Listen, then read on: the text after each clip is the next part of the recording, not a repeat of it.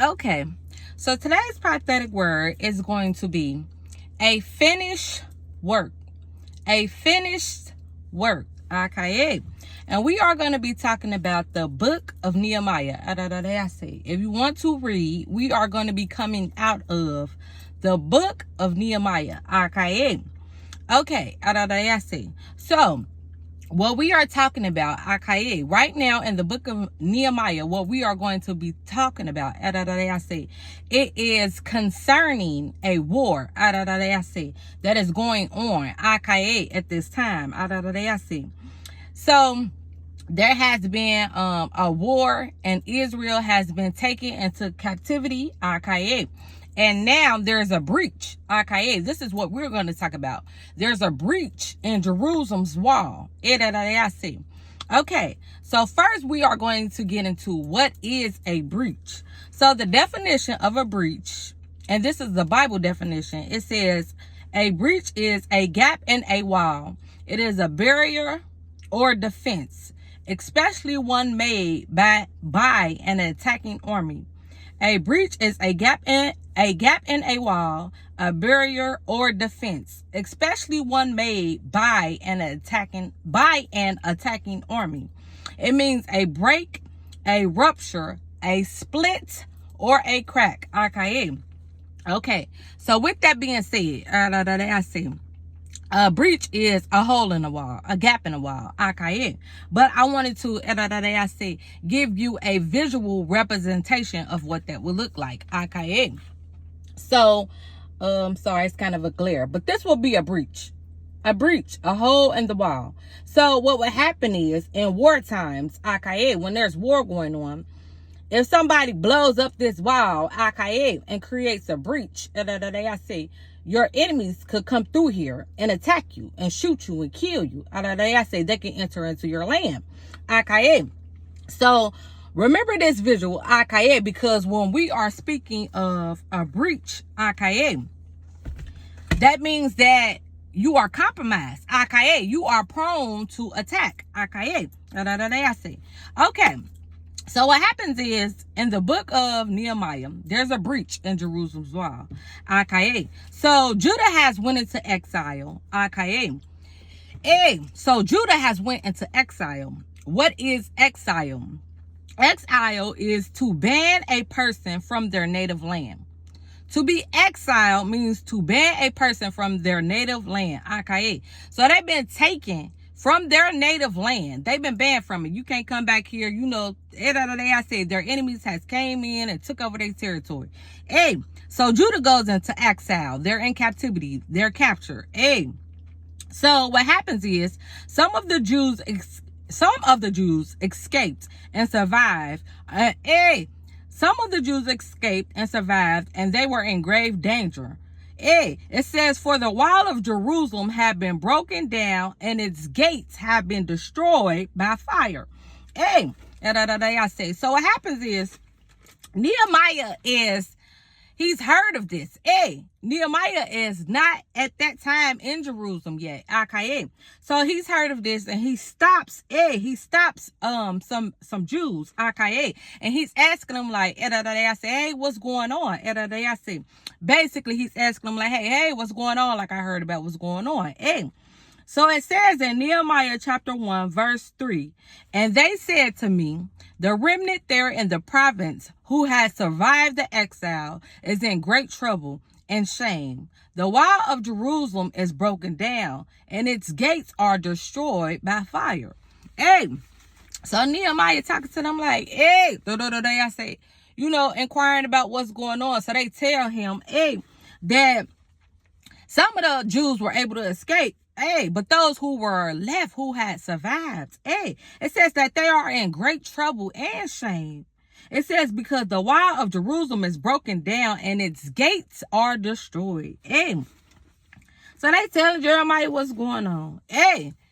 So Jeremiah understands that this means they are prone to attack. Even though they survived, even though they got away, they are still in danger. So what happens is, Nehemiah brings the matter before God, by mourning, fasting, and praying. Nehemiah brings the matter before God by mourning, fasting, and praying. After he had heard all of this, it says in Nehemiah chapter 1, verse 4, and as soon as I heard these words, I sat down and wept and mourned for days, and I continued fasting and praying before the God of heaven. Nehemiah had an understanding that this is bigger than me. Hey, we need God to intervene. So Nehemiah, in turn, he stands in the gap. Hey, he stands in the gap. You say, how do he stand in the gap? So you have the people of Judah here. And they all said, they stressed it, and they trying to figure out how they going to do it and what we going to do. They talking amongst themselves. Nehemiah has a conversation with them. And he sees that they are in distress. So you have the people of Judah. And then you have Nehemiah. And then you have that Nehemiah takes it to God. Hey, so he stands in the gap. He stands in between Judah and God. And he's talking to God on behalf of Israel. Hey.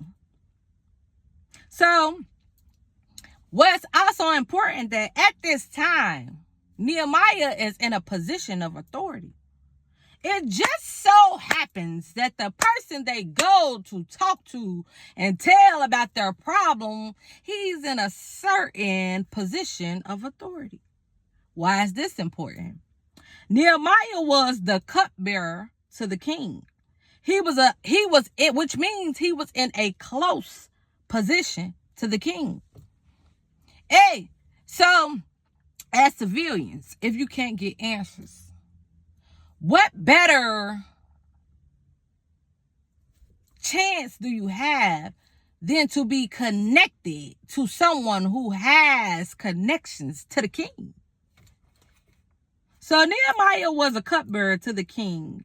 He was in position close to the king, which means that he could get close. Hey, if we could just get to Jeremiah and tell him what's going on. We know he worked for the king. He's able to get close to the king. He could get the king's ear. So let's watch how God works on the behalf of us. Let's watch and see how God always works on the behalf of us, his children. So it happens that Nehemiah is weighed down and sad in the presence of the king. It says that the king had never seen Nehemiah this way. So Nehemiah got this news. He worn down. He's stressed out. What am I to do? What are we to do? So it says that in Nehemiah chapter 2, verse 2, and I'm going to start at verse 1. It says in Nehemiah chapter 2, verse 1, in the month of Nisan, in the 20th year of King Artaxerxes, when wine was before him, I took up the wine and gave it to the king. Now I had not been sad in his presence. And the king said to me, why is your face sad, seeing you are not sick? This is nothing but the sadness of the heart. Then I was very much afraid. And I said to the king, let the king live forever. Why should not my face be sad when the city, the place of my father's graves, lies in ruins, and its gates have been destroyed by fire? Then the king said to me, what are you requesting? So I prayed to the God of heaven. And I said to the king, if it pleases the king, and if your servant has found favor in your sight, that you should send me to Judah, to the city of my father's graves, that I may rebuild it. And the king said to me, the queen sitting beside him, how long will you be gone? And when will you return? So it pleased the king to send me when I had given him a time. And I said to the king, if it pleases the king, let letters be given to me to the governors of the province beyond the river, that they may let me pass through until I come to Judah. And a letter to Asaph, the keeper of the king's forest, that he may give me timber to make beams for the gates of the fortress of the temple, and for the wall of the city, and for the house that I shall occupy. And the king granted me what I asked, for the good hand of my God was upon me. Hey, so let me break this down. Nehemiah goes in front of the king. Because remember, he's the king's cupbearer.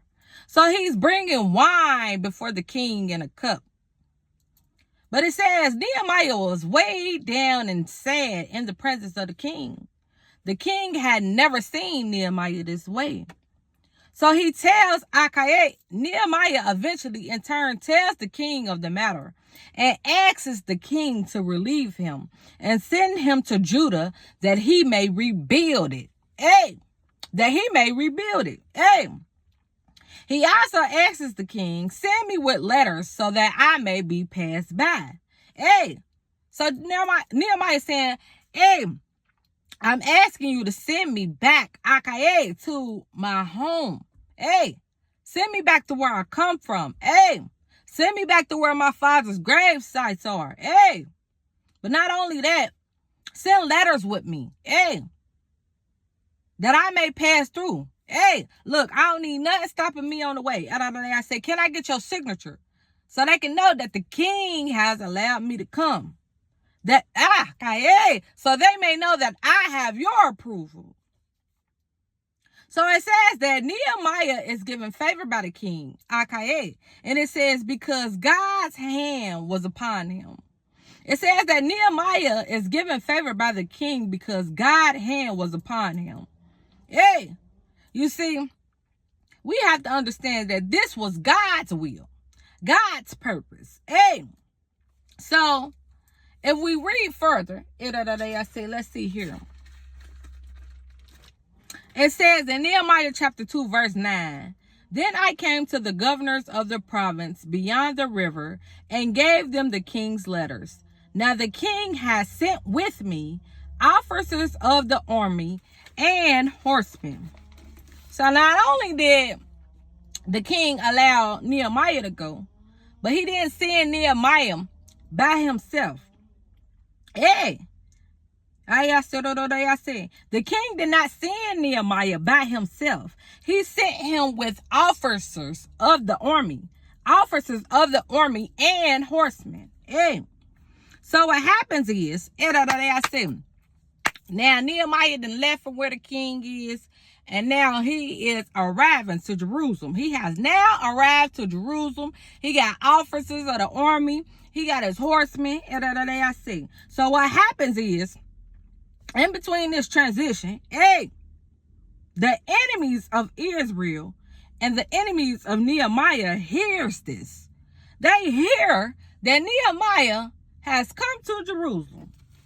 Okay. Now let's see, what they got to do with this part of the story. It says in Nehemiah chapter 2, verse 10, it says, but when Sanballat, the Horonite, and Tobiah, the Ammonite servant, heard this, it displeased them greatly that someone had come to seek the welfare of the people of Israel. Hey,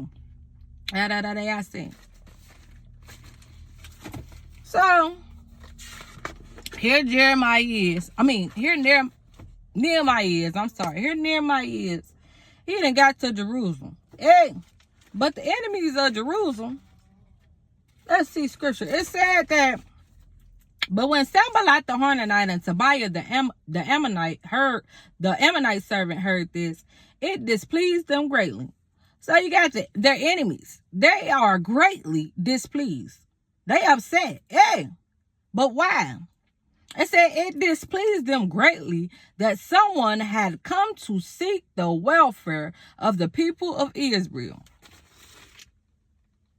They were mad that someone was concerned about the welfare of the people of Israel. Why you worry about them? You could just go ahead and leave them over there and leave them alone. Hey, just leave it like that. So they were greatly displeased. It says, scripture says that someone was concerned about the welfare of the people of Israel. Yeah. God is saying he has people in position that are concerned about you. Yeah. You may not know it yet. He's working it out.